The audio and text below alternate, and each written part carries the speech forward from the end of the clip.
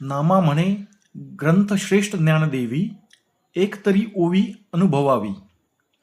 ओवी हा मराठी भाषेतील अत्यंत जुना आणि तितकाच लोकप्रिय काव्य प्रकार आहे.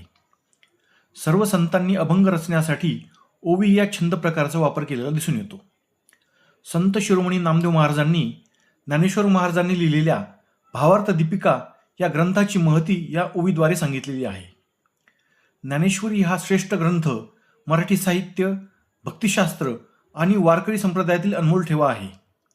ज्ञानेश्वरीत एकूण 18 अध्याय तसेच 9034 ओव्या आहेत. मानवी जीवन मूल्य असलेला हा संपूर्ण ग्रंथ वाचला नाही तरी चालेल, परंतु प्रत्येकाने आपल्या जीवनात त्यातील किमान एका ओवीचा अर्थ समजून घेऊन त्याचा वैयक्तिक जीवनात प्रत्यक्ष अनुभव घ्यावा असे नामदेव महाराज सांगत आहेत.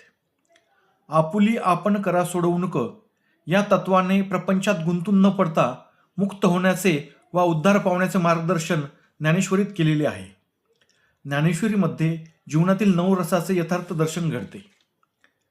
ज्ञानेश्वरी हा ग्रंथ सुकामेव्यातील बदामाप्रमाणे आहे. थोडेच खाऊन तेच पचविणे योग्य ठरते. म्हणूनच नामदेव महाराज सांगतात की एक तरी ओवी अनुभवावी. धन्यवाद. जय जय रामकृष्ण हरी.